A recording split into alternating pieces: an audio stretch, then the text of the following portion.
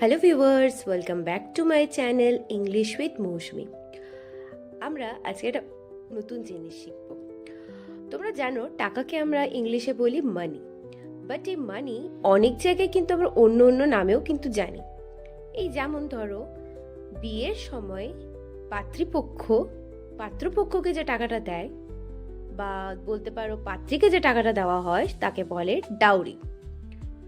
আবার তার উল্টো যখন ডিভোর্স হয় তখন যে টাকাটা ফেরত পাওয়া যায় তাকে বলা হয় অ্যালিমনি।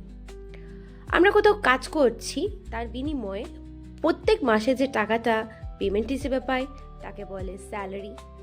ধরো ওই স্যালারিটাই যদি আমরা পার ডে বা পার আওয়ার বা পার উইক হিসেবে পেতাম তাহলে তাকে বলা হতো ওয়েজ।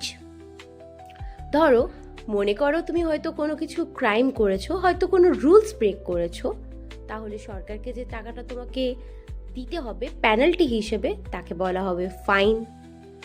আমরা যে সার্ভিস সরকারের তরফ থেকে ভোগ করি তাকে আমরা তার জন্য আমরা একটা টাকা সরকারকে পে করি, সেটাকে বলা হয় ট্যাক্স। কোনো কর্মচারী যখন চাকরি থেকে অবসর নেয় তখন যে টাকাটা তারা অবসর নেওয়ার পর বা রিটায়ার্ড হওয়ার পর যে টাকাটা পায় তাকে বলা হয় পেনশন। তুমি কোথাও গেছো, কোনো হয়তো সার্ভিস নিয়েছো কোনো হোটেলে, তো ওয়েটারকে যে আমরা টাকাটা পে করি তাকে বলা হয় টিপ। ধরো কোনো মানুষের কাছে যদি আমরা টাকা ধার করি তাকে বলবো ডেপ্ট। আমরা যখন টাকা দান করি তখন তাকে বলা হয় ডোনেশন। কেউ যখন কিডন্যাপ হয়ে যায় তাকে ছাড়ার জন্য যে টাকাটা চাওয়া হয় তাকে বলা হয় র্যানসাম। আমরা যখন কোথাও অ্যাডমিশন করি সেই অ্যাডমিশনের জন্যে যে টাকাটা আমরা পে করি তাকে বলা হয় ফি।